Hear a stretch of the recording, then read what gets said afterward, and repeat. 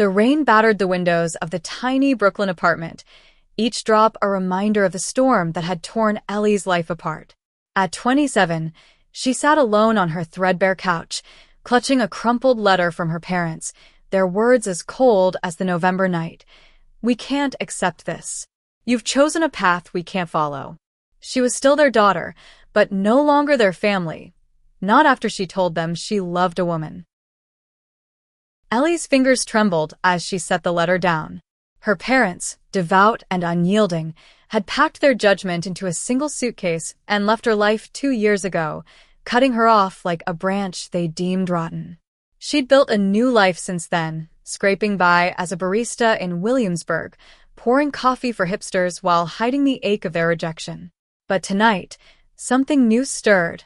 A letter from a lawyer, sealed with a wax crest, promising answers about her future. The cafe where she worked, Bean and Brew, was her sanctuary. It was where she'd met Sarah, the woman who'd changed everything. Sarah, with her sharp wit and warm brown eyes, had walked into the cafe one rainy afternoon, ordered a latte, and stayed for hours, talking about art, dreams, and the way the world felt too heavy sometimes. Their connection was instant, electric like a spark in a storm. Ellie hadn't meant to fall in love, but Sarah's laugh, her way of seeing the world, made it impossible not to. Now, as Ellie stared at the lawyer's letter, she wondered if Sarah would be the only one left to stand by her. The letter was from a firm in Manhattan, Goldstein and Associates, and it mentioned an inheritance, an estate tied to her late grandmother, Margaret, who died 6 months ago. Ellie barely knew her grandmother. Her parents had kept them apart, citing Margaret's eccentric ways as unfit for their strict household. But the letter hinted at something massive, something that could change Ellie's life. She tucked it into her jacket, grabbed her umbrella, and headed to the cafe. Sarah would be waiting, and Ellie needed her steady presence to face whatever this letter held. The cafe was alive with the hum of conversation and the scent of roasted coffee. Sarah sat in their usual corner, sketching in her notebook, her long black hair spilling over her shoulders. At 29, Sarah was a graphic designer with a quiet confidence that grounded Ellie. "You look like you've seen a ghost," Sarah said, closing her sketchbook as Ellie slid into the booth. "It's this," Ellie said, pulling out the letter. "It's about my grandmother. Apparently, she left me something big." Her voice wavered, caught between hope and fear. Sarah reached across the table, her hand brushing Ellie's, a small gesture that felt like an anchor. "Open it," Sarah urged, her eyes bright with curiosity. "Whatever it is, we'll figure out together." Ellie tore open the envelope, her heart pounding. The letter detailed an appointment with a lawyer tomorrow, mentioning a significant estate and assets in the millions. Ellie's breath caught. Millions? Her grandmother had lived modestly, or so Ellie thought. How could she have millions to leave behind? And why her? The granddaughter she barely knew. The question swirled as Ellie looked at Sarah, whose smile was both excited and cautious. "This could change everything," Sarah said softly. "But it's also complicated. Your parents, they never mentioned anything about this, did they?" Ellie shook her head. "They cut me off, Sarah. They don't even know I'm still here, still fighting to be me. If this is real, they'll lose their minds." The thought of her parents' reaction, anger, maybe regret, stung, but it also sparked a flicker of defiance. They'd abandoned her for being who she was. Now, the universe seemed to be offering her a chance to rise above their rejection. That night, Ellie lay awake in her tiny apartment, Sarah's arm draped over her. The rain had stopped, but the weight of her parents' absence lingered. She thought of her grandmother, a woman she'd met only a handful of times, always at a distance. Margaret had been kind, with a mischievous glint in her eye, but Ellie's parents had kept them apart, as if Margaret's free spirit was a threat. Now, that free spirit might be Ellie's salvation. The next morning, Ellie and Sarah took the subway to Manhattan, the lawyer's office a sleek glass tower that felt worlds away from their Brooklyn lives. The receptionist led them to a conference room where a man in a crisp suit waited, Mr. Goldstein, the lawyer. He was in his 50s, with a calm demeanor that put Ellie at ease. "Ms. Harper," he began, "your grandmother, Margaret Harper, named you as the sole beneficiary of her estate. It includes a portfolio of investments, properties, and liquid assets totaling approximately $20 million.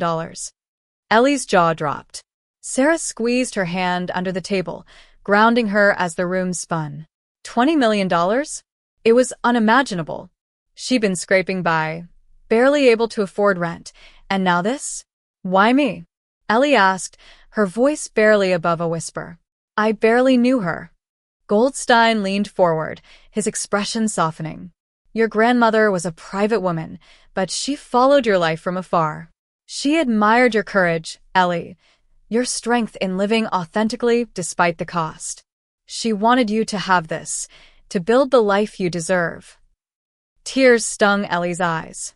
Someone had seen her, believed in her, even when her parents hadn't. But as the lawyer outlined the next steps, meetings with financial advisors, paperwork, tax considerations, Ellie's mind drifted to her parents. They'd rejected her, called her love a sin. Would this fortune change their minds? Did she even want it to? As they left the office, Sarah pulled Ellie into a hug on the bustling Manhattan street. You're going to be okay, she whispered. This is your chance to start over, to build something new. But Ellie wasn't so sure. The money was a gift, but it came with a weight she hadn't expected, a chance to rewrite her story, but also a reminder of the family that had turned their backs on her. The subway ride back to Brooklyn was quiet, the hum of the train filling the space where words failed.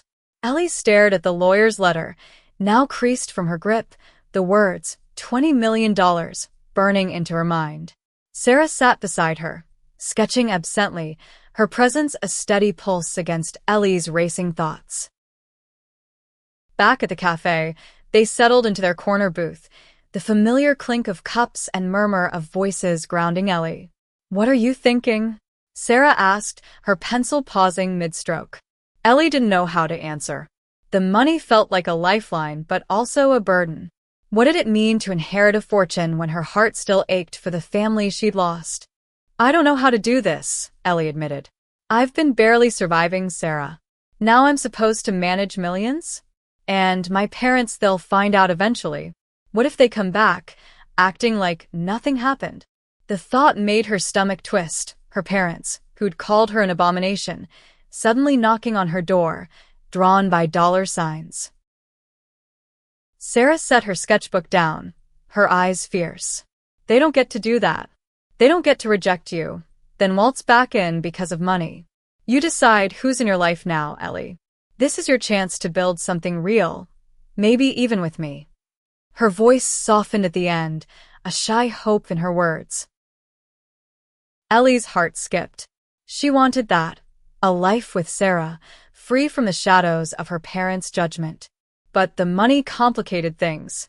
It wasn't just a gift, it was a test. Could she stay true to herself, or would the wealth change her? Two, over the next week, Ellie met with financial advisors, each meeting a blur of terms like diversification and trust funds. She learned her grandmother's wealth came from savvy investments in tech startups decades ago, a fortune built quietly while Margaret lived simply. Ellie felt a pang of regret. She wished she'd known her grandmother, wished she'd heard her stories. But Margaret's legacy was clear. She'd wanted Ellie to thrive, to live boldly as herself. One evening, Ellie and Sarah walked through Prospect Park, the autumn leaves crunching underfoot. The city felt alive, vibrant, but Ellie's mind was elsewhere. I want to do something meaningful with this, she said, her breath visible in the chilly air. Not just buy a fancy apartment or a car. I want to help people like us who've been pushed away for who they are. Sarah's eyes lit up.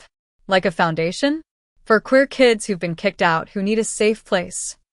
It was exactly what Ellie had been grasping for, a way to turn her pain into purpose. They spent hours brainstorming, sketching ideas for a nonprofit that could offer shelter, counseling, and community. Ellie felt a spark of hope, the first in years. But the past wasn't done with her. A week later, a letter arrived, not from the lawyer, but from her parents. Ellie's hand shook as she opened it. The words were stiff, formal. "We heard about your inheritance. We'd like to meet. There are things we need to discuss." No apology, no warmth, just a demand for her time. Ellie's chest tightened. She'd spent 2 years rebuilding herself without them, and now they wanted back in, likely because of the money. She showed the letter to Sarah, who read it with a frown. "They don't get to do this," Sarah said, echoing her earlier words. "But maybe you should meet them. Not for them, for you. To say what you need to say. To close that door." Ellie wasn't sure she was ready. The thought of facing her parents, their stern faces and rigid beliefs, made her feel like a scared teenager again. But Sarah was right. She needed closure. Not for them, but for herself. She agreed to meet them at a neutral spot, a diner in Midtown, far from the memories of their old family home in Queens. The diner was crowded, the air thick with the smell of fries and coffee. Ellie arrived early, her nerves jangling, Sarah by her side. When her parents walked in, her mother in a prim sweater, her father in his usual button-up, Ellie's heart sank. They looked older, smaller, but their eyes held the same disapproval she remembered. "Eleanor," her mother began, her voice clipped. "We heard about your grandmother's estate. We're surprised she chose you." The implication stung. She wasn't worthy, not in their eyes. Ellie took a deep breath, her voice steady despite the tremor in her chest. "She chose me because she saw me, really saw me. Unlike you." The words hung in the air, sharp and true. Her parents flinched, but Ellie pressed on. "You left me because I love Sarah. You called it a sin. But I'm not broken, and I'm not alone. I don't need you to approve of me anymore." Her father's face reddened, but her mother's eyes softened, just for a moment, before hardening again. "We raised you better than this," her father said. "This money, it's a test. You're not equipped to handle it." Sarah's hand found Ellie's under the table, a silent reminder of her strength. "I'm more equipped than you think," Ellie said. "And I'm done letting you define me." She stood, Sarah rising with her, and walked out of the diner, leaving her parents behind. Outside, the city buzzed, indifferent to the weight of what she'd just done. Ellie felt lighter, freer, but also raw. Sarah pulled her close, her voice soft. "You were incredible in there. I'm so proud of you."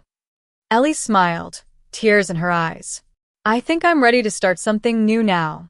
The money, the pain, the past, it was all part of her story, but it didn't have to define her future. She had Sarah, a vision for change, and a legacy to honor. For the first time, she felt like she could breathe. The weeks that followed were a whirlwind. Ellie threw herself into planning the foundation, tentatively named Haven House, a safe space for queer youth rejected by their families. The idea consumed her, giving her purpose where pain had once lived.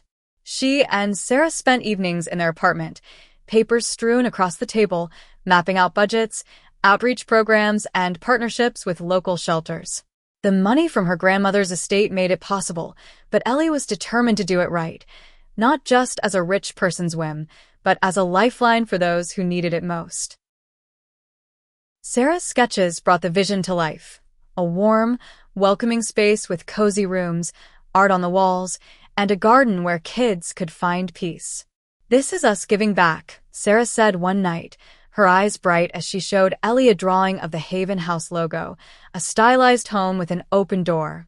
Ellie felt a surge of love, not just for Sarah, but for the life they were building together.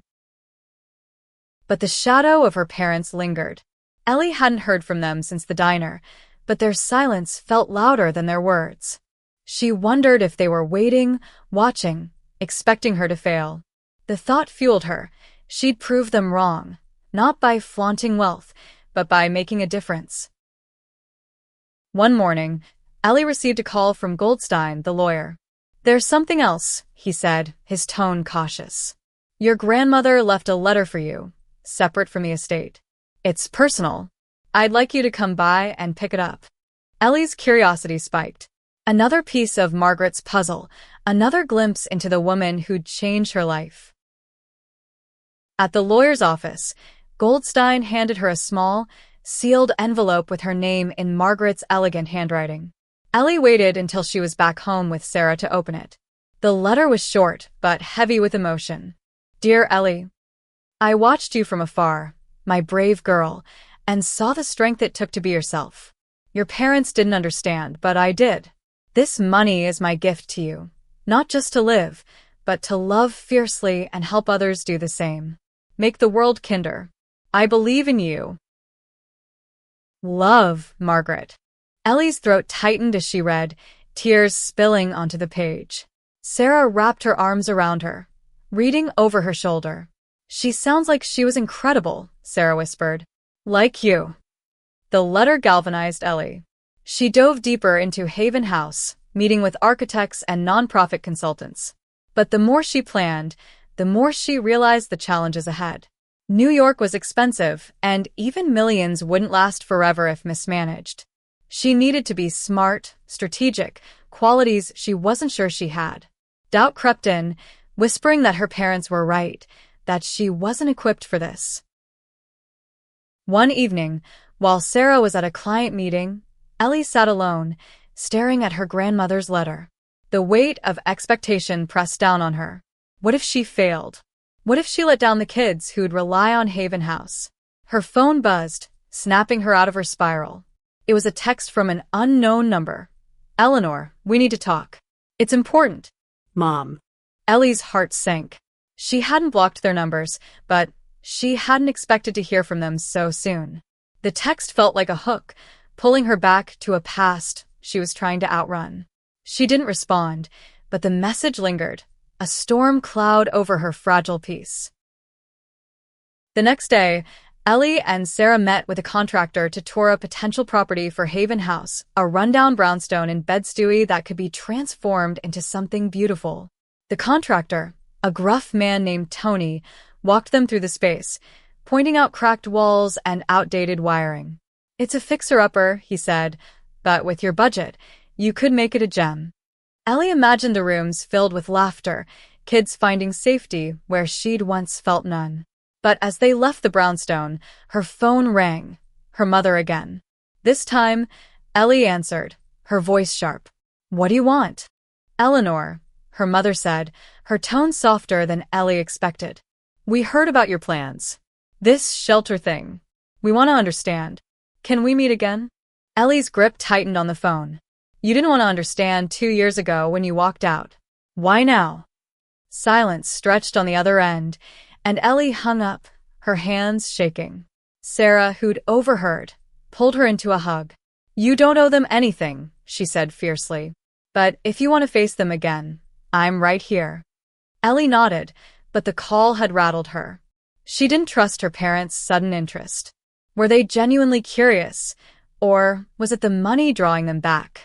The uncertainty gnawed at her, but she pushed it aside, focusing on Haven House.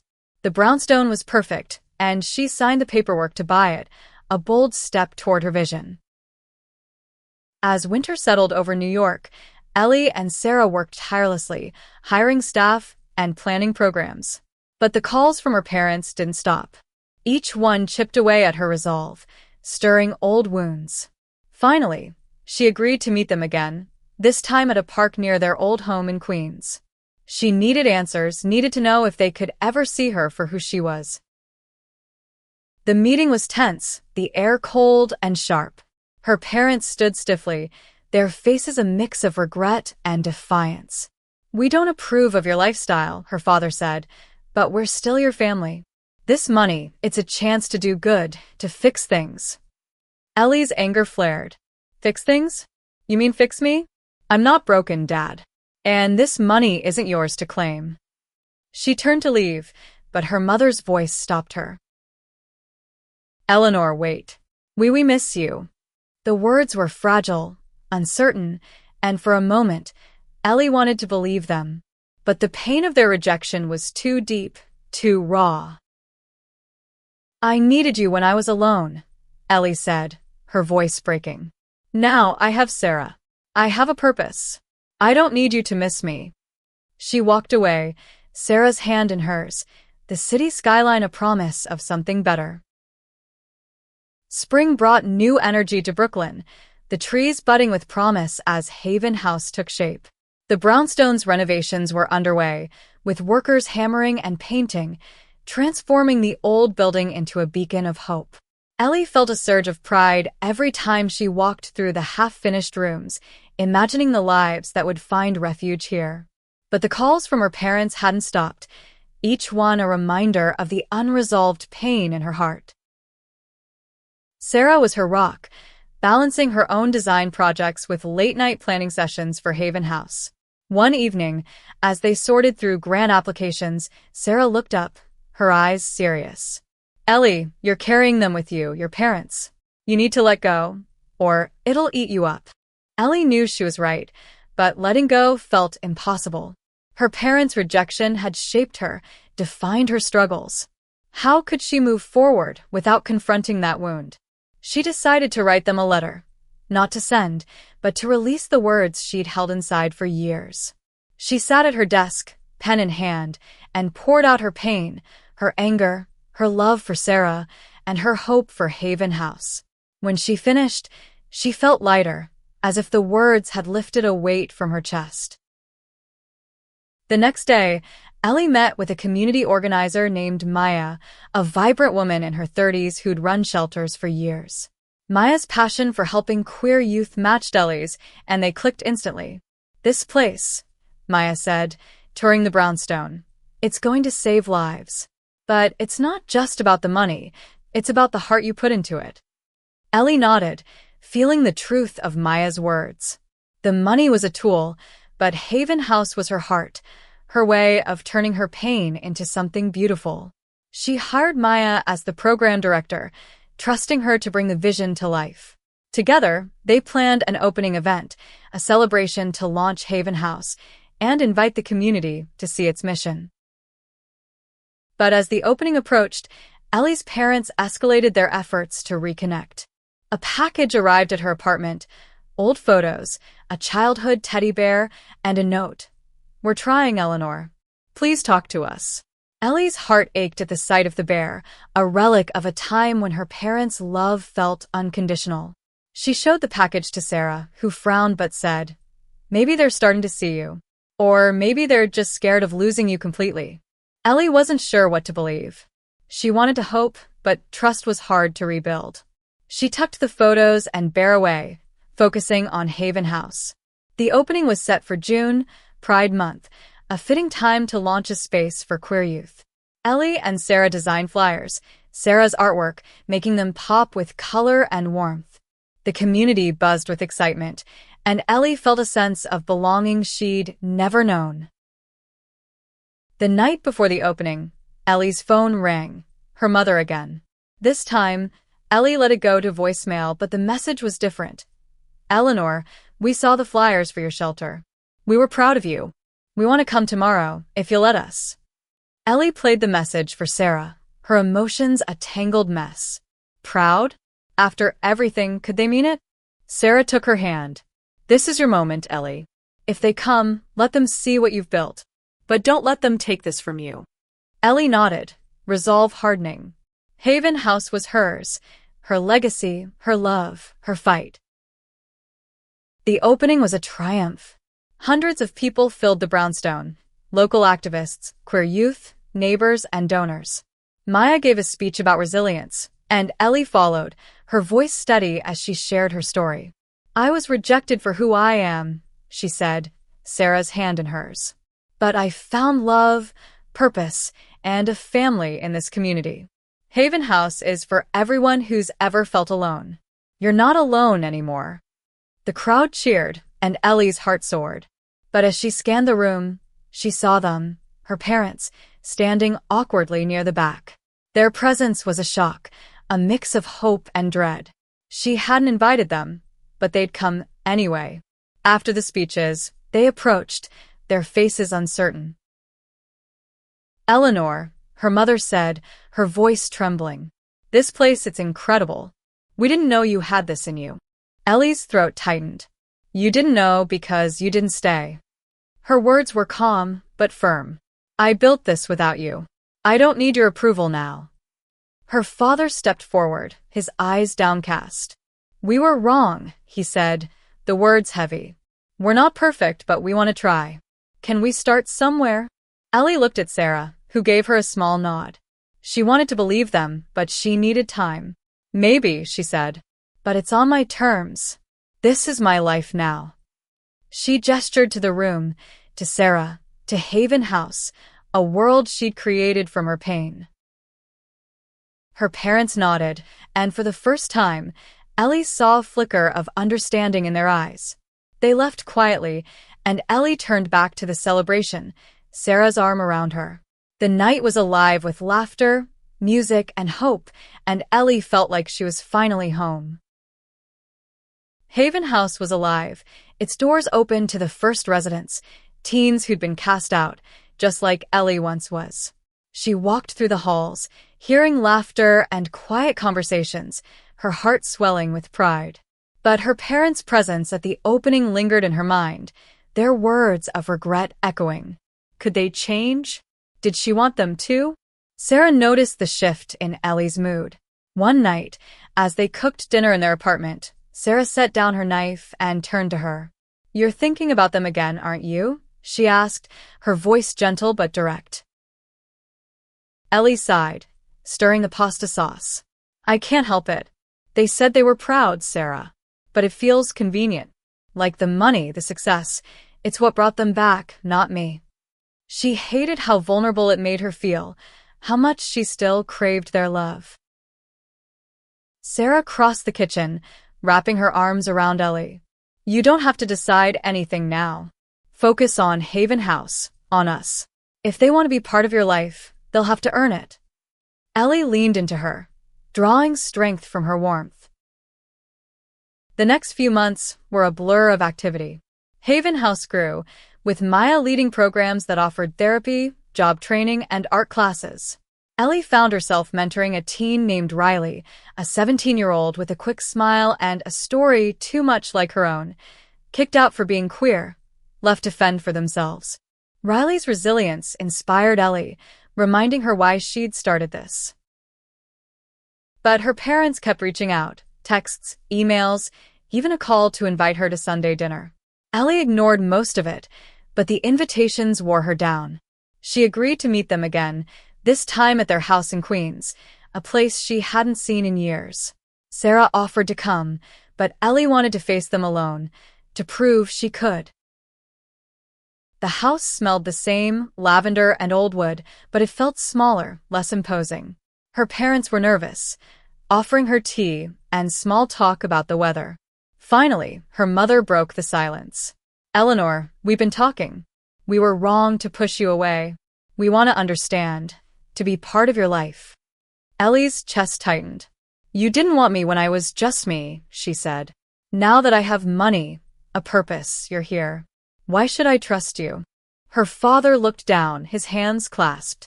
"We were scared," he admitted. "We thought we were doing what was right. But seeing what you've built, we see you now. We're sorry." The apology was what she'd wanted for years, but it didn't erase the pain. "I needed you then," Ellie said, tears brimming. "I was alone, and you chose your beliefs over me. I've built a family without you, Sarah, Haven House, the kids there. I don't know if there's room for you anymore." Her mother's eyes filled with tears. "We don't expect forgiveness," she said, "but we'll keep trying, if you'll let us." Ellie didn't respond, but she felt a crack in the wall she'd built around her heart. Back at Haven House, Ellie threw herself into her work, finding solace in the kids' progress. Riley was thriving, painting murals for the common room, and Ellie saw her younger self in their determination. One day, Riley asked, "Do you ever forgive the people who hurt you?" The question hit hard, forcing Ellie to confront her own struggle. "I'm trying," Ellie admitted. "It's not easy, but sometimes it's more for you than for them." Riley nodded, and Ellie realized she was talking to herself as much as to them. That night, she talked to Sarah about her parents. "I don't know if I can forgive them," she said, curled up on the couch. "But I don't want to carry this anger forever." Sarah kissed her forehead. "You don't have to decide now.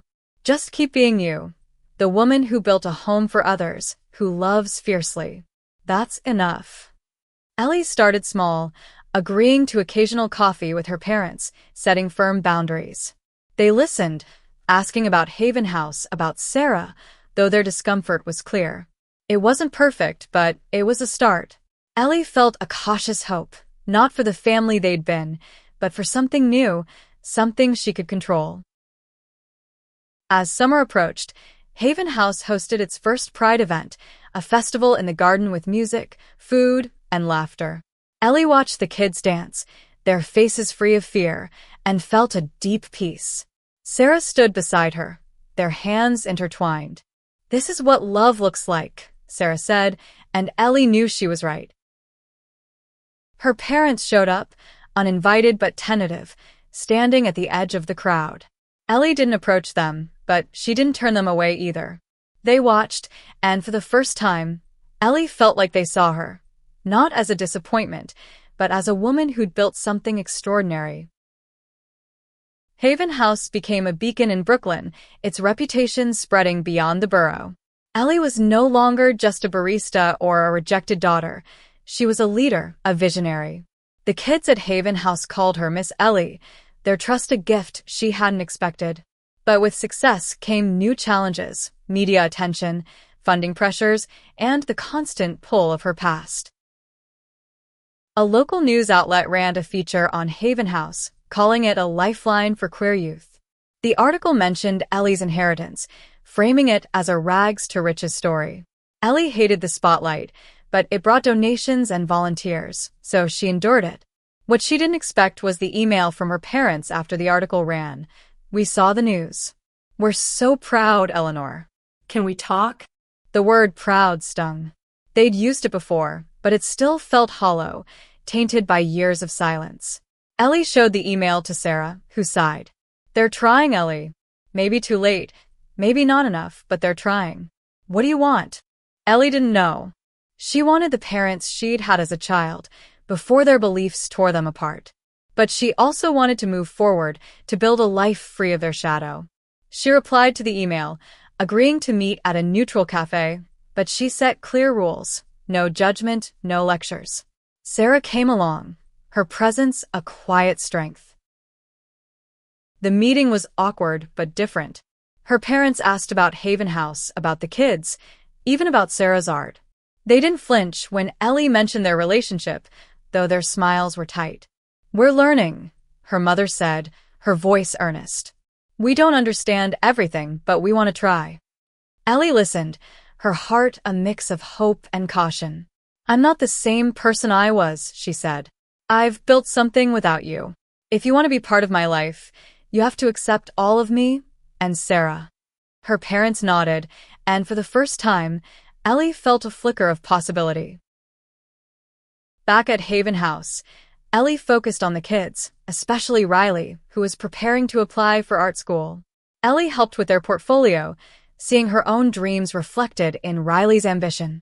One day, Riley showed her a painting, a vibrant abstract of two women holding hands, surrounded by light. "It's you and Sarah," Riley said shyly. "You give us hope." Ellie's eyes welled up. She hadn't realized how much her story mattered to others. Haven House wasn't just a shelter, it was a symbol of resilience, of love that refused to be silenced. She hung Riley's painting in the common room, a reminder of why she kept going. But the past wasn't done with her. A letter arrived from her parents' church, a place she'd once called home. It was an invitation to a reconciliation service, a thinly veiled attempt to bring her back into their fold. Ellie laughed bitterly, tossing the letter aside. Sarah picked it up, her expression grim. "They're not giving up, are they?" "No," Ellie said. "But I'm not going back.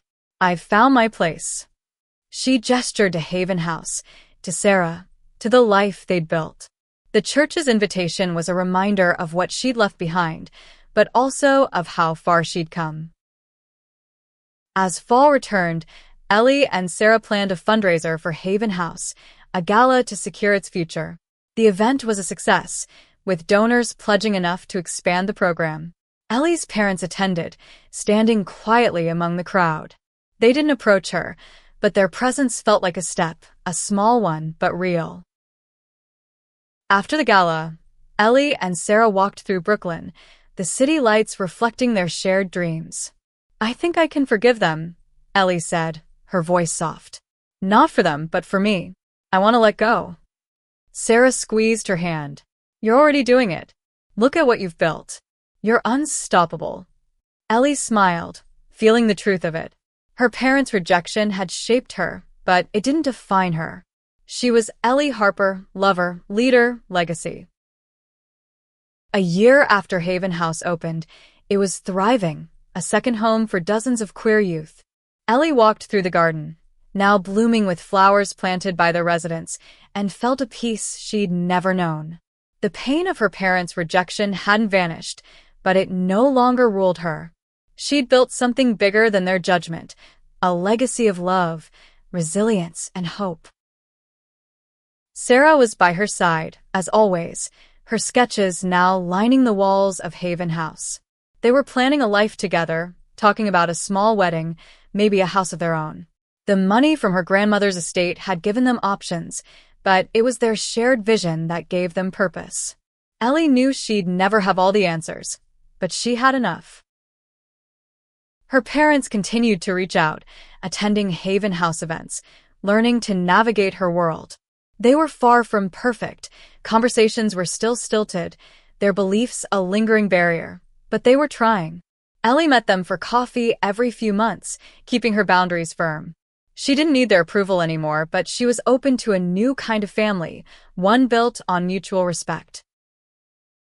One spring morning, Ellie received a package from her grandmother's lawyer, a journal Margaret had kept in her final years. The pages were filled with stories of her life, her regrets, and her pride in Ellie. One entry stood out. "I wish I'd fought harder for you, Ellie. But I see you now, shining. Keep shining." Ellie clutched the journal, tears falling.